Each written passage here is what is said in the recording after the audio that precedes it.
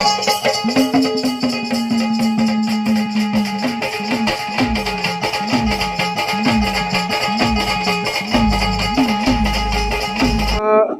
नमस्कार. तुमच्या 7 तारखेला येणाऱ्या तुमच्या जिल्हा परिषद आणि पंचायत समिती गणाची निवडणूक होते.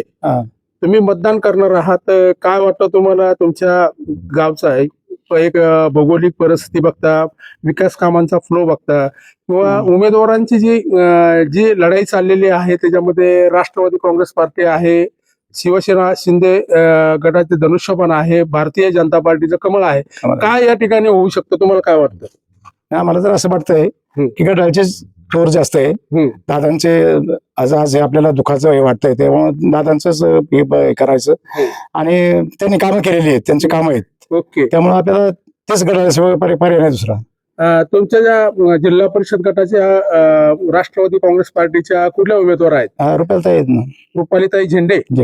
काय त्यांच्या माध्यमातून कसं त्यांचं काम ह्यापूर्वी केलेली आहेत त्यांनी, ह्याच्यानंतरही करणार आहेत आणि त्यांचं स्वस आहे किंवा नवीन उमेदवार आहेत, चांगली काम आहे त्यांनी, चांगली कामं चालू आहेत.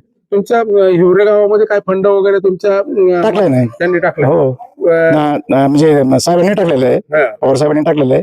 आम्ही काम केलेले, काम झालेले आहे. इंटरनल जे अंतर्गत रस्ते असतील पिण्याच्या पाण्याच्या पेक्षा तुमच्या गावामध्ये पाणी साठवण्यासाठी काय डॅम वगैरे राष्ट्रवादीच्या माध्यमातून टाकलेत का? नाही, दादांनी आम्हाला जागा दिलेली स्वच्छता याच्यातून दादांनी जागा दिलेली गरडा पैसे दराच्या खाली. त्यावेळेस ते जागा दिली, आम्ही तो फंड आणलेला आहे स्वच्छता आणि ते काम केलेलं आहे पूर्ण. ह्याच्या जेव्हा आम्ही पाणी पितोय आज आणि तेच चाललेलं आहे काम आमचं. आणि फक्त आमचा एक फिल्टरचा प्लॅन आहे, तो आमचा चालू करायचा आणि सगळ्यांना पाणी शुद्ध पाणी पाजायचं गावाला किंवा शुद्ध पाणी द्यायचं गावाला, एवढं आमचं विनंती. आणि त्यामुळे तुम्हाला वाटतं की राष्ट्रवादीचे दोन्ही उमेदवार ते निवडून येतील अशी आशा आहे आम्हाला. आणि आम्ही कोण आहेत उमेदवार? त्या रुपालीताई आहेत ना. रुपालीताई झेंडे कटके मॅडम आहेत. कटका. त्यांची निशाणी कुठली आहे? घड्याळ आहे ना. घड्याळ. ओके. धन्यवाद काका.